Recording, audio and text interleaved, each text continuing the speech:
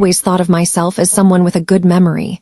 People tell me I remember things too well, but I can't forget this, my twin sister. She was always there, always beside me. At least that's what I thought. But now I know she was never real, and yet I still see her. I sit at my desk, staring at the blank page in front of me. My hair's a tangled mess, and I can feel the weight of exhaustion pulling at my features. The room is small, barely furnished, but it feels oppressive. The air's stale, even with the window cracked open. It doesn't help. Nothing does. The faint hum of traffic outside filters through, muted, as though the world itself doesn't want to intrude. I always talked about Anna, my twin sister. I told everyone how close we were, how we shared everything, thoughts, dreams, secrets. I thought our bond was unbreakable. I thought she was real. But then they told me the truth. Told me I'd been alone all along. I couldn't accept it. I had to know. I had to find out what really happened. My hands tremble as I open the drawer, pulling out a letter. It's old, the edges frayed, the paper yellowed. I unfold it slowly, almost afraid of what I'll see again. The rustle of paper echoes louder than it should in the silent room.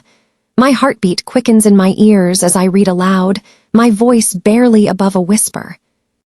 We regret to inform you that your twin sister, Anna, passed away at birth. There was no second child. We've attached the birth certificate and medical records for your reference. The letter slips from my hands, fluttering down to the desk. I can't seem to breathe. My hand moves to my forehead instinctively, trying to push away the sharp, splitting headache that suddenly claws at my skull. The soft tick of the clock in the background grows louder, each second hammering against my ears. Then, footsteps, faint at first but growing closer. I whip my head toward the door. The hallway beyond the door is empty. The sound stops abruptly, leaving me in silence once again. My skin prickles, a shiver running down my spine as if the air itself is watching me. They said it was a mistake, a mix-up in the records. Anna was never real, they told me. I've always been an only child. But how? How could I have imagined her so perfectly, her laugh, her smile, the way her hand felt in mine? How could I have lived my entire life with someone who wasn't there? My eyes wide and searching the empty room, as if the answers are hiding in the shadows. The sound of a faint, childlike laugh echoes from somewhere distant, sending a chill through me. My breath catches and I whisper, almost to myself. Anna, are you there? The laugh fades, replaced by silence. I saw the letter with the words no second child. The clock ticks once more, impossibly loud, and the room got dark. The room is bathed in shadow, the faint orange glow of the street lamp outside casting distorted shapes on the walls. I'm lying in bed, staring at the ceiling. The stillness presses down on me, making every creak of the house seem louder than it should be. A faint, soft giggle cuts through the silence. It's distant but unmistakable, high-pitched, playful, like a child's laughter. My body tenses instantly. It started with the giggling. So soft, almost like it wasn't there at all, but I heard it. Every night I heard it. I told myself it was just stress, just my mind playing tricks on me, but it wasn't. My eyes dart toward the mirror across the room, half hidden in shadow with the stillness in the space. Then, in the reflection, a shadow flickers, small, childlike, and fleeting. My breath catches in my throat, and I sit up abruptly. My heart pounds in my ears as the giggling fades, replaced by an unnerving silence. What? What was that? I scramble out of bed, the floor cold under my feet. I walk toward the mirror, my breath quick and shallow. My reflection stares back, alone, unchanged. I press my hand to the glass, but there's nothing. Just me. A faint creak echoes from behind me and I spin around, searching the shadows. I crouch down to peer under the bed, then fling open the closet door. It's empty. It's all empty. I checked everywhere. Under the bed, the closet, nothing.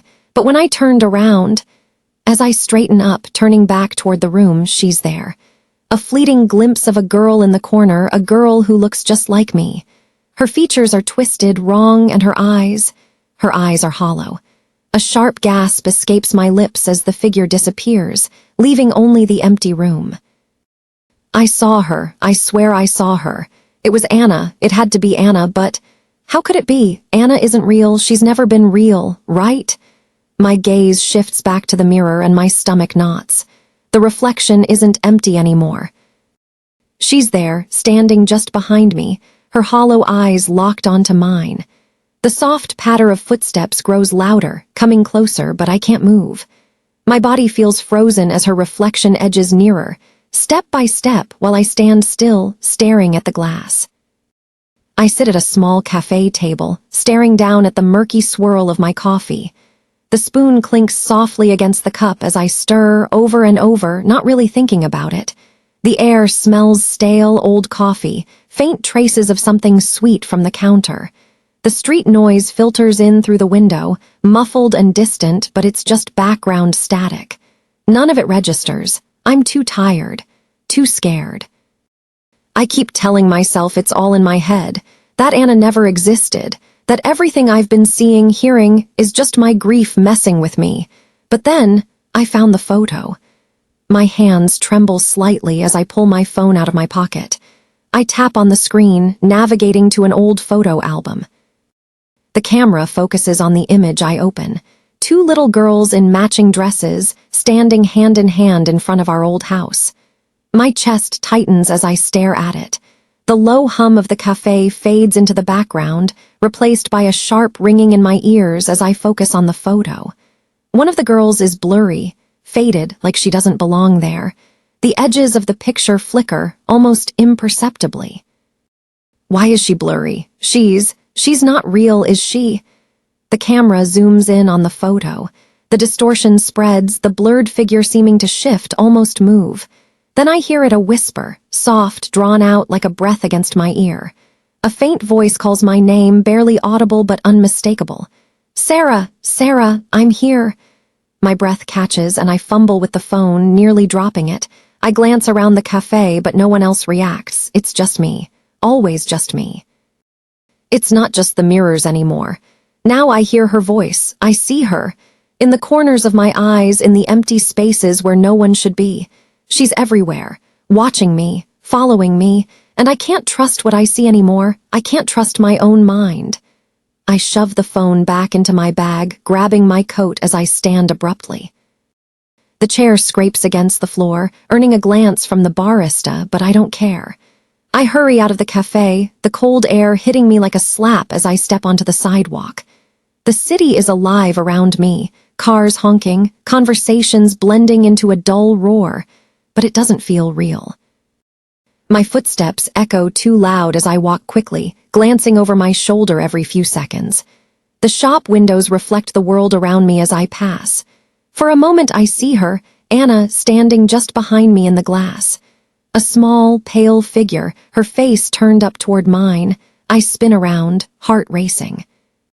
There's nothing there, just the bustling street and the empty sidewalk behind me. My throat tightens and I force myself to keep walking, faster now, my pulse pounding in my ears.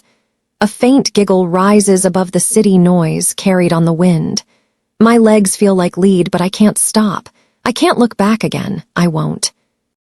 My apartment is suffocatingly quiet, the kind of stillness that presses against your ears. The lights flicker above me, casting fleeting shadows across the walls. I stand in front of the mirror, my face dimly lit by the pale glow of the streetlight outside. The rest of the room is swallowed by darkness. My breathing is shallow, sharp. Each exhale sounds deafening against the silence. The mirror feels alive in front of me, though I can't explain why. I move, just a small shift, but my reflection stays perfectly still.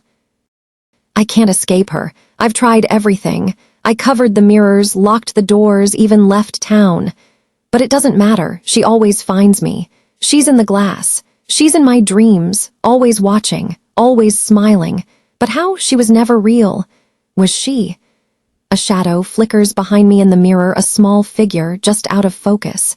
My stomach drops as I see her. Anna. Her tiny frame emerges from the darkness, her face wrong in every way. Her eyes are hollow, endless voids that draw my gaze like a trap. The faint creak of movement echoes behind me, though I don't dare turn around.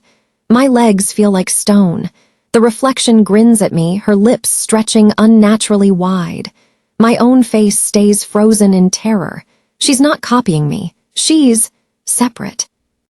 "You're not real. You can't be real." My voice trembles, and the words feel meaningless even as I speak them. The camera focuses on my face, my wide eyes locked on the mirror. Slowly, my expression falters, fear giving way to something I can't place. Confusion, doubt. A faint, rhythmic tapping begins, soft but steady. It's coming from the mirror itself, though I can't see her hands move. The tapping seems to pulse in time with my heartbeat. Maybe she was real. Maybe I was wrong. Maybe I was never alone. Anna's grin stretches further, impossibly wide as her form sharpens, becoming clearer, more real with every second. Her eyes seem to glimmer now, as if she's waiting for me to understand something I've been refusing to see. The tapping stops. Silence returns, thick and heavy. The reflection leans forward, her hollow eyes staring into mine as the screen fades to black. I don't know what's real anymore. All I know is that she's here. And I can't make her go away. Maybe I never will. A call I did not expect. I woke up to the dim glow of my small, cluttered apartment. The stale scent of old books mixed with the bitter tang of cold coffee lingered in the air. The ticking of the wall clock echoed louder than usual, steady, relentless. It felt as if time itself was mocking me. I sat at the kitchen table, my head swimming in a sea of paperwork. Empty coffee mugs surrounded me, each a testament to my sleepless nights. My eyes scanned the same line of text for what felt like the 100th time. My thoughts, though, weren't on the papers. They drifted aimlessly, lost in the monotony of it all. I'd been stuck in this rut for weeks. Same routines, same mistakes. Every day bled into the next, each one as colorless as the last. But sometimes you get this feeling, like something's on the horizon, something you can't quite see, but you know it's there. That day, I didn't realize just how different it would be. Suddenly, my phone rang. The sharp sound pierced the quiet, jolting me out of my trance. My elbow bumped a mug, sending it tumbling. The sound of shattering ceramic echoed through the room. I froze, staring at the pieces before glancing at the phone.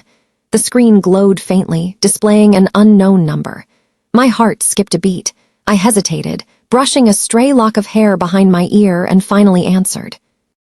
It wasn't unusual to get calls from numbers I didn't recognize, but something about this one felt off, like the moment before a storm when the air grows heavy and the world seems to hold its breath. I pressed the phone to my ear. At first, there was nothing but static, a faint, crackling hum, then I heard it. It was my voice, but not my voice. It sounded older, rougher, like it carried the weight of years I hadn't lived yet. "Emily, it's me, your future self. I know this sounds impossible, but you have to listen. Something terrible is going to happen. You need to act before it's too late." The phone trembled in my hand. My pulse pounded in my ears as I clutched it tighter, glancing around the room. The familiar surroundings suddenly felt foreign, oppressive. The ticking of the clock grew louder, deeper, more insistent, like a countdown I hadn't noticed until now. I couldn't believe what I was hearing. It had to be a prank, right? But that voice, it was mine. Older, worn, filled with fear, and something about it, the way it spoke, cut through my disbelief like a knife. I stood there, paralyzed as the static returned, swallowing the voice. The line went dead. The apartment fell silent again, but that silence carried weight like the moments before a scream, and I knew deep in my bones that my life was about to change forever. I found myself pacing the living room, my phone clutched so tightly in my hand it felt like an extension of me. The familiar hum of the refrigerator filled the silence, blending with the faint creak of the floor beneath my feet. The room was a mess. Books piled haphazardly on the coffee table, old magazines threatening to spill over the edges, and a few framed photos that seemed to stare at me from the clutter. The late afternoon light streamed in through the window, but it didn't feel warm. The shadows it cast stretched unnaturally long, twisting across the room like they had a mind of their own. Everything felt wrong. I couldn't shake the weight pressing down on me. It was like the air itself was heavier, thicker. Every breath I took felt labored, like I was drowning in my own living room. The voice on the other end of the line cut through my thoughts, sharp and urgent. "There's no time to explain everything. Listen to me. In 2 hours, you're going to hear a knock on the door. Don't answer it. Don't open that door no matter what. Someone is going to be there. Someone dangerous." I froze mid-step, my breath catching in my throat. My eyes flicked to the door, its peeling paint and worn handle suddenly taking on an ominous presence. My heartbeat thundered in my ears, drowning out the steady hum of the fridge. I wanted to respond, to say something, anything, but the words wouldn't come. How do you even process something like this? How do you convince yourself you're not losing your mind when you're standing in your own living room, listening to a voice claiming to be you? I glanced at the clock. The second hand moved slowly, unnaturally so, as though time itself had started dragging its feet. The ticking, once faint, now felt deafening. "You think I'm crazy, but I'm not. I've lived through this, Emily. I know what's coming. You have to trust me. You need to leave the apartment immediately. Don't take anything. Just run." The voice cracked on the last word, trembling with an emotion I couldn't quite place, fear, urgency, or maybe regret. My hand shook as I lowered the phone slightly, staring at the door again. The silence that followed her words wasn't empty. It was oppressive, like the room was holding its breath alongside me. I couldn't tell if I believed her. It all felt too surreal, like I'd stepped into someone else's nightmare. But as much as I wanted to dismiss it, to tell myself it was some cruel joke, I couldn't shake the feeling in my gut, the kind of feeling that doesn't lie. I stood there, trapped between disbelief and the suffocating weight of what I'd just heard. The clock kept ticking, each second pulling me closer to the moment she warned me about. The room felt colder now, though I couldn't say why. My eyes scanned the apartment, darting over the scattered books, the empty mugs, and the flickering shadow cast by the lamp in the corner. The clock ticked louder with each passing second, the sound burrowing into my ears, relentless and unnerving. My gaze fell on the door. It loomed there, still and silent, but somehow menacing, like it was daring me to approach. Every instinct told me to ignore it, to pretend this wasn't happening. Maybe it was some elaborate prank, maybe I was just losing it. But the voice on the phone, it sounded too real, too much like me. And there was this feeling, this crawling unease in my chest, like the air itself was warning me. I couldn't explain it, but I could feel it. I moved toward the door slowly, each step weighted with hesitation. My hand hovered inches from the handle, my fingers trembling as static hissed through the phone again. The sound grew louder, sharp and grating, like it was clawing its way into my head. The air around me felt strange, heavy, almost like it was vibrating, like the walls themselves were holding their breath. Something was wrong. I didn't need proof, I didn't need logic, I just knew. I pulled my hand back from the door, my chest tightening with every passing second. My breaths came shallow and quick, and I couldn't tear my eyes away from the handle. Then the knock came. It was sharp and deliberate, echoing through the apartment like a gunshot. I jumped, my body recoiling instinctively as my heart slammed against my ribs. I froze. My legs wouldn't move, my lungs wouldn't work. That knock, it wasn't just a sound, it was a warning. And somewhere deep inside, I already knew what was coming next. The knocking came again, more insistent this time, each rap pounding into my ears. My grip on the phone tightened as it slipped against my sweat-slick palm. I couldn't move. I couldn't think. All I could do was stare at the door as the relentless sound filled the room, drowning out everything else. It wouldn't stop. The sound was inside me now, hammering against my skull, feeding the fear that had rooted itself in my gut. I couldn't answer it. I wouldn't answer it. But what if? I held my breath, the phone shaking in my hand as I pressed it tighter to my ear. The tension in the room was unbearable, the silence between knocks heavier than the noise itself. In that moment, I knew there was no going back. Whatever was on the other side of that door wasn't here to be invited in. It was here for me. I stood there, staring at the door, my breath shallow and uneven. The pounding of my heart echoed in my ears, drowning out everything else. My eyes were fixed on the handle, the pale light from the window reflecting off its cold metal surface. Sweat dripped down my forehead, tickling my skin as it slid to my jaw. My legs felt like lead. Every muscle in my body screamed to move, to run, but I couldn't. I just stood there, waiting for the next sound, the next sign that I wasn't imagining all of this. The knocking stopped suddenly, leaving behind an oppressive silence that pressed down on me like a weight. My ears strained for any hint of movement, but the quiet was absolute. The phone was still pressed to my ear, though I hadn't realized I was holding it so tightly. Her voice, my voice, broke the silence, sharp and panicked. "Emily, you have to leave now, they're already there." Before she could finish, the lights flickered and then went out, plunging the room into darkness. A gasp escaped my lips as the shadows crept in, filling every corner of the apartment. The only light left was the faint glow of my phone screen, casting an eerie blue hue over my trembling hands. I couldn't breathe.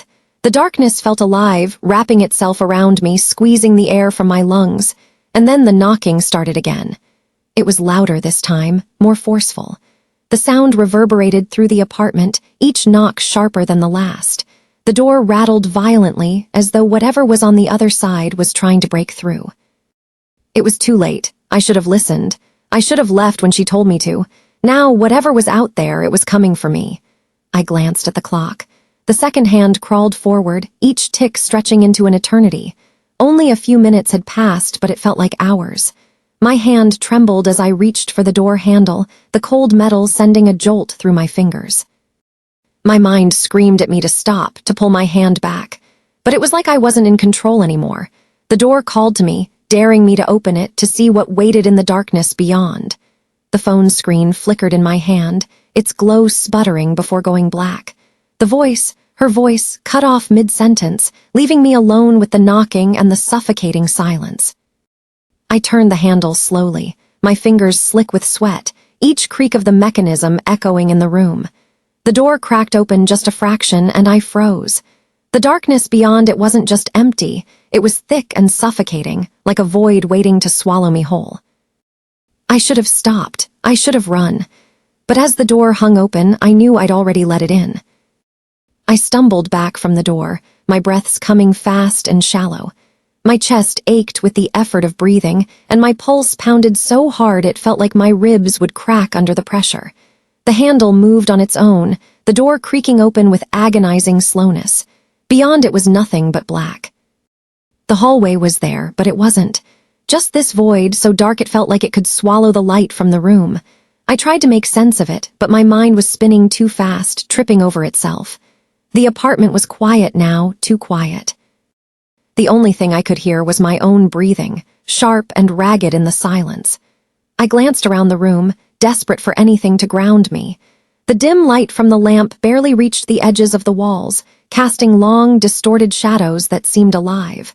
They stretched and twisted, mocking me in their stillness. Was this real, or was I just losing it? Every part of me screamed to leave, to run, but I couldn't move. My feet felt glued to the floor, like some invisible force was holding me there. And somewhere, deep inside, I knew it was already too late, that whatever was happening, it was going to find me, no matter where I went. A crash shattered the silence, loud and sudden, echoing from the hallway. My body jerked instinctively, but I didn't move from where I stood.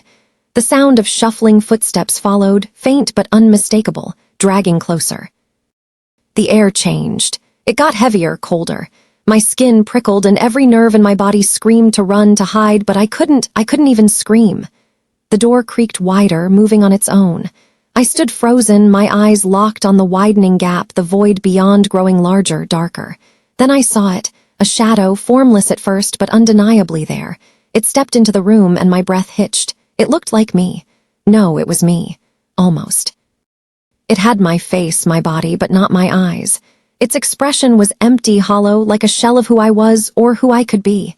It didn't speak. It didn't need to. I knew what it was. And I knew it wasn't here to help. My knees trembled as I tried to step back, but my body wouldn't obey. All I could do was stare, locked in place as it moved closer.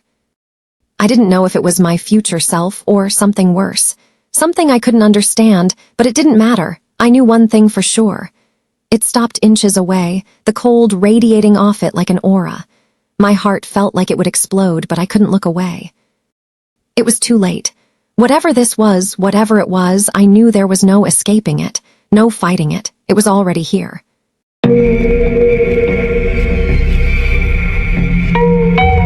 inherited a clock that ticks backward.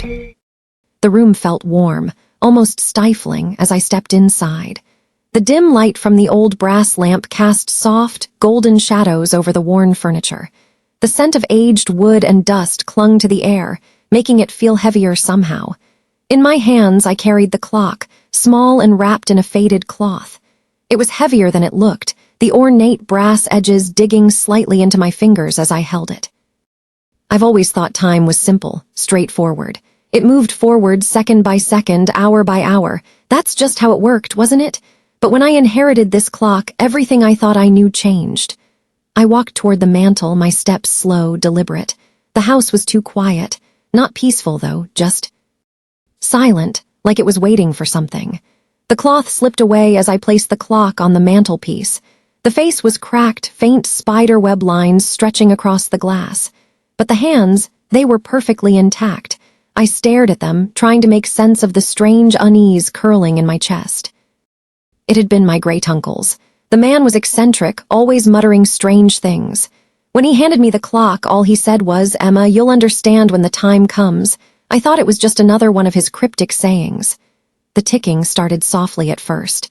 Tick-tock, tick-tock, but it was wrong. The sound didn't march forward with the steady rhythm of time. It moved backward, like the clock was unwinding the moments instead of marking them. I didn't notice it right away. It was just a clock, after all, but that ticking, it was different. And once I heard it, I couldn't stop hearing it. It followed me, clung to me, like a whisper I couldn't quite escape. The sound seemed to grow louder, though the room remained still. My eyes stayed fixed on the clock, drawn to it like it held answers I wasn't ready to face. Looking back, I should have put it away. I should have left it where it was. But I didn't. And that was my first mistake. I was sitting at the kitchen table, scrolling mindlessly through my phone. The glow of the screen felt harsh in the dim light, but it was a distraction, something to drown out the sound. The clock's ticking had always been steady, faint enough to blend into the background, but tonight it was different. That night, the ticking was louder than it had ever been. It wasn't just a sound anymore, it was something else, something alive. It didn't just fill the room, it filled me like it was crawling under my skin, resonating in my bones. It felt wrong. I paused, my thumb hovering over the screen. The ticking wasn't coming from the mantel anymore. It was closer, so close it felt like it was vibrating through the walls, through the air itself. My eyes flicked to the clock, and a shiver ran down my spine. And then it happened. The memories, they came out of nowhere, crashing into me like a wave I couldn't stop. I wasn't in the kitchen anymore. I was in a hallway, my old hallway, bathed in warm, golden light. My feet felt small against the hardwood floor, my hands clumsy at my sides. I was a little girl again, just standing there. My mother's voice called to me from the kitchen, just like it used to.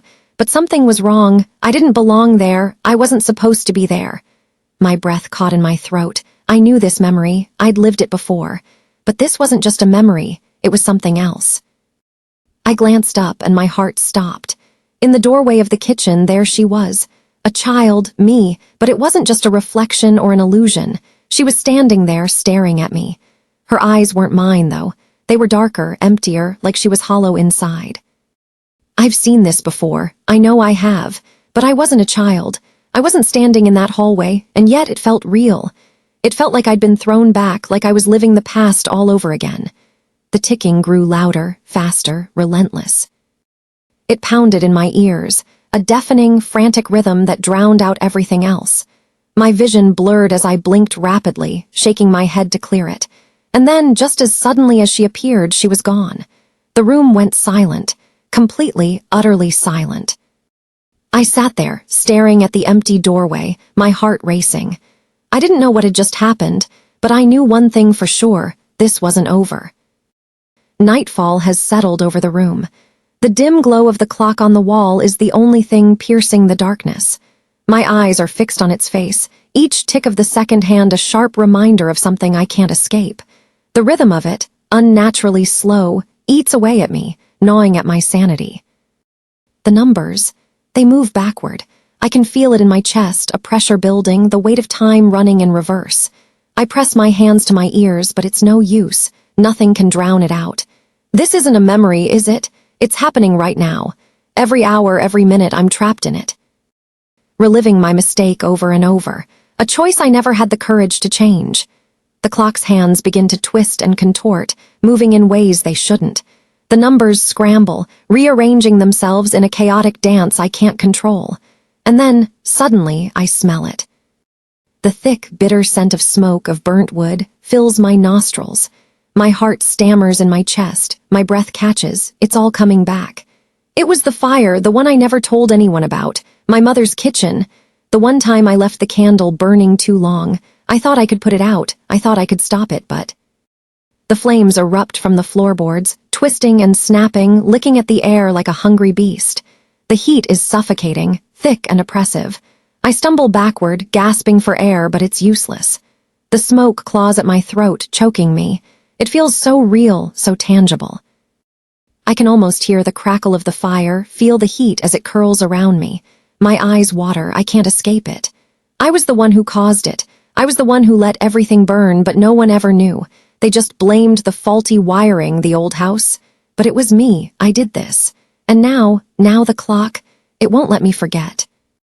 The fire crackles louder, drowning out the tick-tock of the clock. My breath is frantic, shallow. My heart races in my chest, and the air feels thick with heat. I can barely breathe, my chest tightening with each desperate inhale. But then, just as suddenly as it started, the flames are gone. The heat evaporates, leaving nothing but the empty chill of my living room. I stand there, gasping for air, my hands shaking, my mind still caught in the haze of the fire. The room is still, eerily quiet, but I can feel the weight of it all. The clock keeps ticking, and I know it's not over. I know it will never be over.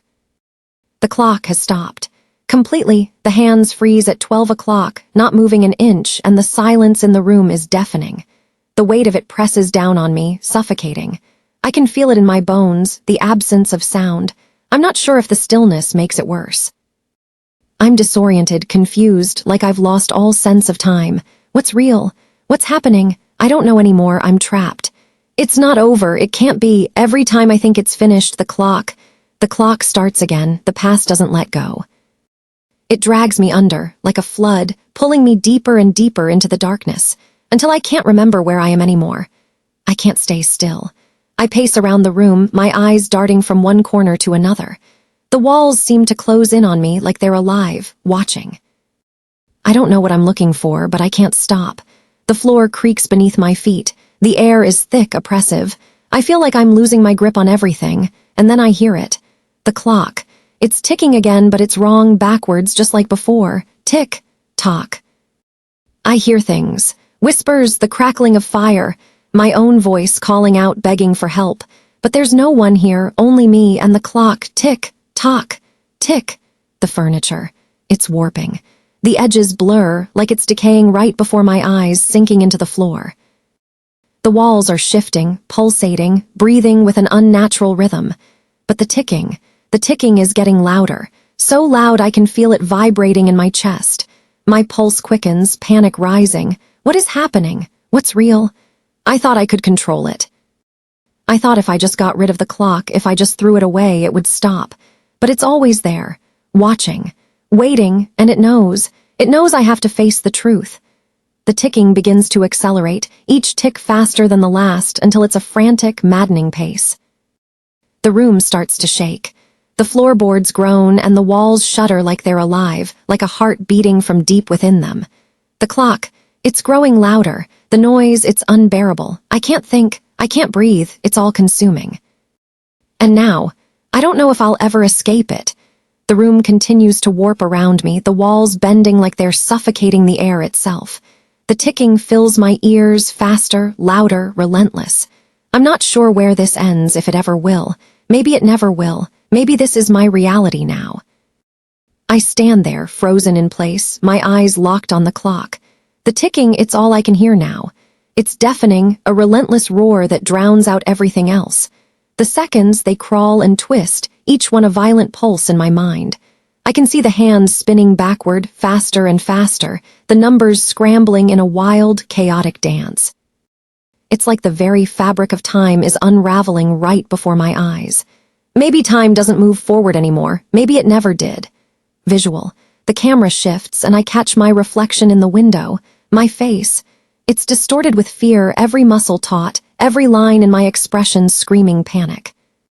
But the reflection, it doesn't match. It's calm, almost serene. It's smiling. The smile doesn't reach my eyes. It's not mine, and yet it is. It feels wrong, so wrong. It's too late. The clock has taken me. The past is all I'll ever know. And then, just like that, the ticking stops. Silence, absolute, deafening silence. The room, everything, is still. The house, the air, it's like time itself has come to a halt. My heart pounds in my chest, but even the sound of it seems to have disappeared, swallowed by the void. I'm trapped. Nothing moves. I try to breathe, but the air feels thick, suffocating. The silence lingers, heavy, suffocating. I'm lost in it, lost in time. Trapped in a house of secrets. A small, modest living room bathed in warm, golden light. A woman in her early 30s, Sarah, sits on the couch, tea in hand, her eyes lost in the pages of a book. But beneath her calm exterior, something stirs, an unsettling feeling she can't shake. Her voice breaks the silence, calm yet laced with a hint of something darker. I moved in a few weeks ago. It's a small house, but it's perfect for me. The quiet, the solitude, I thought I could finally get some peace after everything that happened. A fresh start, you know. The house was a bit run down, sure, old, the kind of place that creaks and groans at night, but I didn't mind. Suddenly, my phone buzzes, breaking the silence. It's a jarring sound, interrupting the calm. My hand shakes slightly as I set my book down and reach for the phone. There's a strange unease crawling up my spine, but I brush it off as nothing. As my fingers graze the phone, something makes me pause, an unfamiliar sound. A thud. Soft at first, like something heavy just dropped beneath the floorboards. My breath catches and I freeze, straining my ears. Then it comes again, louder this time. A slow, dragging sound, something scraping, like nails against wood. It echoes in the stillness, twisting in my gut. I look around, the hairs on the back of my neck standing on end. The room is still, but the sound, it's unmistakable. It's coming from beneath the floor. I try to shake it off, but my pulse quickens. My eyes dart around the room, searching for any sign of movement. I bite my lip, forcing myself to stay calm, but there's no denying it. This isn't just the house settling anymore. The scraping sound intensifies, grinding into the silence. It's deliberate, steady, and it's coming from somewhere. Underneath me, my chest tightens. This place, this old house, it's supposed to be my escape. But now, it feels like it's closing in on me. Something's wrong here. The house, it has its own secrets. I'm not so sure I'm the only one living in it, and I think it's just starting to notice me. The room is pitch black, except for a sliver of moonlight creeping in through the window, casting long shadows across the floor. My bed feels cold, despite the warmth of the blankets tangled around me. I'm lying there, wide awake, staring into the dark. My heart is racing, my mind replaying the same thing over and over, the noise beneath the floorboards. It starts quietly, like a scratch, a faint thump. But then it grows, dragging itself along the wood, the scraping sound almost rhythmic. I try to ignore it, to tell myself it's just the house settling, but deep down, I know it's not. It never is. Suddenly, the noise stops. Silence, my breath hitches. I don't dare move, not yet. I lie perfectly still, trying to listen, trying to make sense of it. But the room is so quiet now, it's suffocating. I blink into the darkness, my eyes wide, straining to see something, anything. The moonlight pools around me, casting eerie shadows that twist and stretch as if they're alive. I glance down at the floor where the noise always comes from. The floorboards, they're cracked, weathered. I can see faint indentations, the subtle outline of where the noise always starts. My mind races, thoughts spiraling. What is down there? What's causing this? I can't shake the feeling that whatever it is, it knows I'm listening. Without thinking, I slowly sit up in bed, my body trembling with a mix of fear and curiosity. I swing my legs over the side and stand, my feet cold against the floor. I move as quietly as I can, tiptoeing toward the corner of the room where the sound always seems to come from. The closer I get, the louder it grows, scraping, dragging, as if it's moving closer to me. I stop at the edge of the floorboards, my heart pounding in my chest. The wood hums beneath my feet like it's alive. My hand trembles as I reach out, hovering just above the surface. I feel a rush of cold air against my skin, a chill that sinks deep into my bones. I stare down, my breath shallow and rapid. I don't know if I'm scared or if I'm just drawn to it. But I can't move. I can't look away. My hand shakes even more as it inches closer to the wood, closer to whatever is waiting underneath. The next day, the house feels different, heavier, like the walls are closing in around me. I can't shake the sound from last night, the scraping, the dragging, the thumping. It's all I can think about. I pace back and forth in the living room, my eyes darting toward the floor, expecting to hear it again, to feel the floorboards hum beneath my feet. I can't keep ignoring it. The noise, it's real. Too real, I'm not imagining it. My hands shake as I open the drawer and pull out a flashlight, my fingers cold against the metal. The beam flickers weakly at first, and I have to squeeze it tighter to steady my hand. With a deep breath, I make my way over to the corner of the room, where the floorboards creak beneath me with every step. I kneel down, my knees pressing into the hardwood, and aim the light at the boards. The beam cuts through the dark, sweeping over the weathered wood. I can feel my heart pounding, every muscle in my body tensed as I wait. And then it comes again. The noise, the rhythmic thumping like something is tapping against the underside of the floor, trying to get out. I swallow hard, my throat dry. The sound is louder now, closer. I need to know what it is. I can't keep pretending it's nothing. With a deep breath, I reach for the crowbar, my fingers trembling as I grip the cold steel. My palms are slick with sweat as I position it against the edge of a loose floorboard. The scraping sound intensifies as I pry it up, and for a moment I freeze, my heart hammering in my chest. The board lifts with a creak, and beneath it I see nothing, just darkness. But the noise, it's louder now, like something pushing against the underside of the wood, trying to escape. I lower the flashlight, shining it into the small gap beneath. The beam wavers in my shaking hand, but I can't look away. The scraping stops. I don't want to look. I don't want to see what's hiding there, what's been making those noises. But something inside me is pushing me forward. I can't let the unknown control me. I have to know. The beam of light trembles as I peer into the opening, the darkness swallowing everything it touches. Every part of me wants to turn away, but I stay. I stay because I can't let the fear win. Not anymore. I can feel my heart pounding in my chest as I pull the floorboard completely free, the scraping sound echoing in the dark silence. A rush of cold air hits me, musty, thick, like something that's been trapped down here for years. My breath hitches as I crawl into the opening, the narrow space swallowing me whole. The flashlight flickers in my hand, casting jittery shadows along the walls of this hidden void beneath the house. The air is damp, cloying, and it presses in around me. The further I crawl, the heavier it feels, like the darkness itself is pulling me down. I force myself to keep going. I have to know. I have to understand what's been hiding here all this time. And then I see it. I gasp. The beam of light shakes in my hand as it reveals a hidden room. The walls are covered in yellowed newspaper clippings, their edges curling with age, the ink faded and eerie. My breath catches in my throat. There are remnants of something or someone left behind. Old, rusted tools, broken furniture, and piles of tattered clothes scattered across the floor. Everything feels wrong, like the room was abandoned in haste, but it's been sitting here for years. The musty smell of decay fills the space, mingling with the thick silence. I move deeper into the room, my hands shaking as I push a rusted tool aside, revealing an old rocking chair. It creaks even though no one is sitting in it. I have to swallow back the bile rising in my throat. Broken toys lie scattered, their colors faded, chipped like they belong to another lifetime. And then I see it, the walls. They're covered with clippings, missing person reports, faces staring back at me from the paper. Names I don't recognize, but they feel too familiar. My pulse quickens, something isn't right.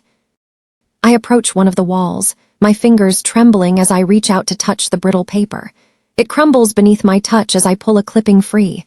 I shine the flashlight on it, my hands shaking as I scan the headline. Local woman missing for over a year. No leads, no witnesses. I freeze, my eyes locked on the photo beneath the headline. I know that face, I know it, but it's me. It's my face. My throat tightens. This isn't possible. I've never seen this before. I've never heard of these people, these names, these missing persons. How could they know me? How could I be here in a picture a year? Missing. My mind reels, spinning with questions I can't answer. How is this possible? Why am I in a photo, a missing person's report, when I've been here alive? I drop the clipping, my hands shaking uncontrollably now. My breath comes in shallow gasps as I back away from the wall, my eyes scanning the room. I want to scream. I want to run. But I can't, because somewhere in this room, buried in the past, is the answer to why I'm here. And I need to know. The flashlight flickers again and my stomach drops. The beam wavers, casting long, erratic shadows across the room. I try to steady it, but the light is dying, sputtering like it's struggling to stay alive. The air around me is thick with cold, heavier than it's ever been. My breath forms a fog in the beam, and I can feel the hairs on the back of my neck standing on end. That's when I see it. In the corner of the room, barely illuminated by the failing light, there's a figure. It's not quite human, a silhouette, its features distorted by the shadows, like it's more part of the dark than anything else. My heart skips a beat. My entire body freezes as I stare, unable to look away. It's still. It's watching me. I don't know how I know, but I can feel it deep in my bones. I swallow, trying to breathe, but the air is thick, too thick. The room feels like it's closing in around me. I can't tear my eyes away from that shadow. Someone is in here with me. The temperature drops and my skin prickles. My chest tightens, and before I can react, I feel it. A cold hand. A chilling touch on my shoulder, as cold as death itself. My breath catches in my throat, my pulse pounding in my ears. I spin around, heart racing, but there's nothing there. Just the room, empty. Still, I stand there for a moment, frozen, my eyes darting around, searching the corners, the shadows. My mind is racing, my heart thudding in my chest like it's trying to break free. But there's nothing. No one, I'm alone, or am I? I turn back to the corner, the flashlight still flickering, and the figure is gone. Vanished. But I know what I felt, I know what was there, it wasn't just a shadow. It was waiting for me, and I was stupid enough to think I was safe. The faces in the pictures, the ones that had been staring at me, the ones I thought were long gone. They weren't gone, they were still here. Still in this room, in this house. And now I'm one of them. The noise comes back, louder, more intense, like something's clawing its way toward me. My breath catches in my throat, my heart slamming against my chest. I can't escape it. I can't escape them. Panic rises within me, flooding my veins with cold fear. My hands shake violently as I scramble to crawl back through the gap in the floor, every movement frantic. The scraping and dragging grow deafening, like it's right on top of me. My skin crawls, and I feel like I'm going to suffocate in the thick air of the room. The floorboards above me groan, the sound like a warning, but I don't have time to think. I need to get out. I need to get back to safety.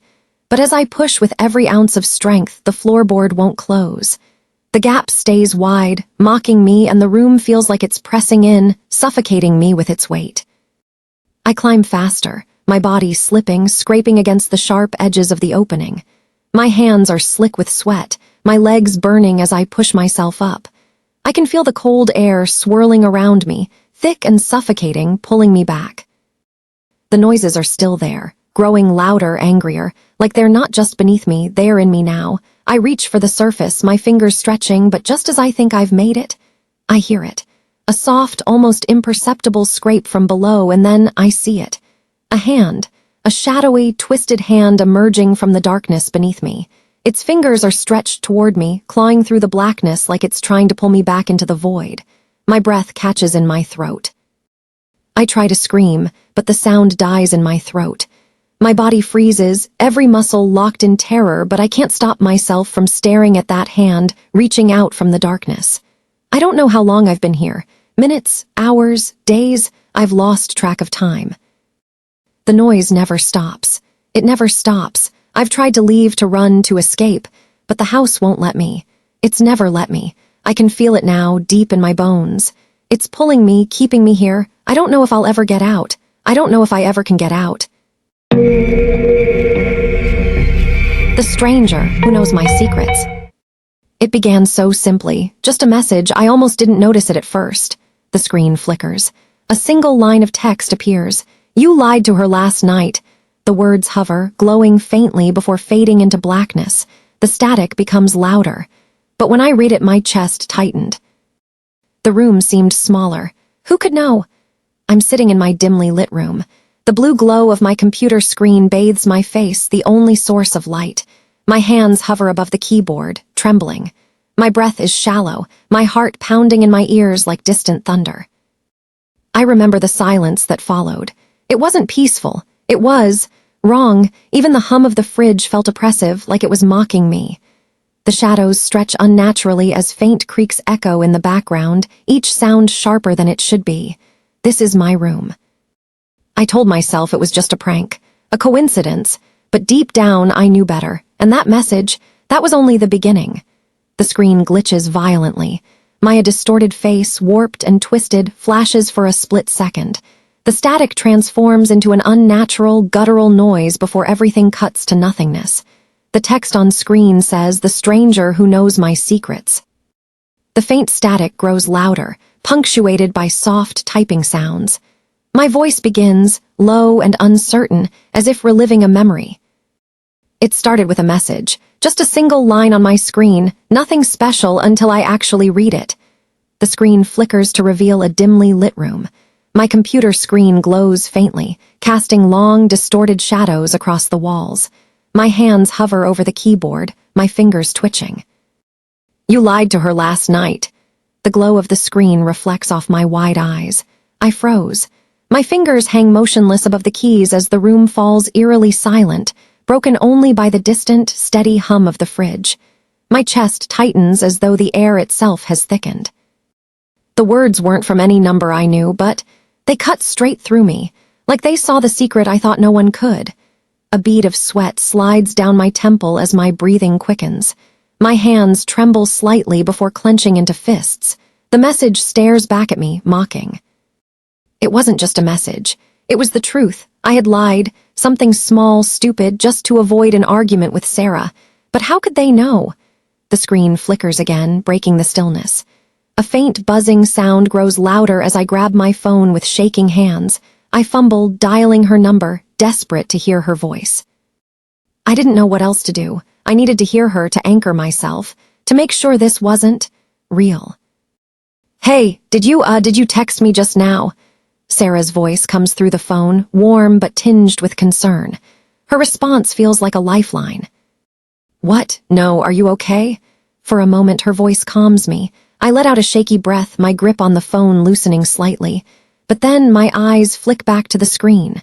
A new message materializes. "Don't involve her, she won't believe you." The glow of the monitor casts a sickly light on the walls. My stomach twists as a cold sweat breaks out across my back. My throat tightens and I can barely breathe. The words clawed at my mind, sharp and unrelenting. My mouth went dry. I couldn't even reply. The sound of static intensifies as I reach out and slam the laptop shut. The screen goes dark, leaving me in the oppressive silence of the room. I stand there, frozen, staring at the blank screen as my heartbeat pounds in my ears. I couldn't stay there. I needed to get away, but no matter where I went, the feeling stayed with me, like I was being watched. The screen fades to black, with the faint hum of the fridge lingering before silence takes over. It's night, and I'm sitting alone in my apartment. Everything looks normal, but it doesn't feel normal. The stillness presses against me, heavy and unnerving. The ticking of the wall clock is sharp and deliberate, each sound amplifying the suffocating silence around me. Hours passed, and I tried to distract myself. I turned on the TV, let music play, even picked up a book. But it didn't matter.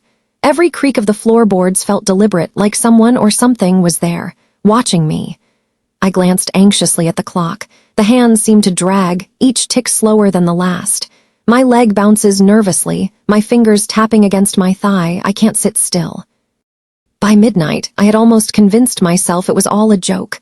Maybe Sarah was playing a prank or it was some elaborate scam. That's when I noticed the mirror. My gaze shifts toward the large mirror on the wall. It's ordinary, reflecting the dim glow of the lamp and the shadowy outlines of the room. I stare at my own reflection, my tired eyes, the way my chest rises and falls with each breath. But then, something changes. At first, it seemed normal. Just my reflection staring back at me. But then it moved. A slight tilt of the head, a faint smirk, but I wasn't moving, I wasn't smiling. My breathing quickens as the eye focus on my reflection. It's still me, but not. The grin grows wider, and the tilt of the head feels mocking, unnatural. I swear I wasn't moving. I wasn't. My hands started to shake, and my chest felt tight. I'm not crazy, I thought. I'm not crazy. The sound of my shallow breathing fills the room as I take a step closer to the mirror.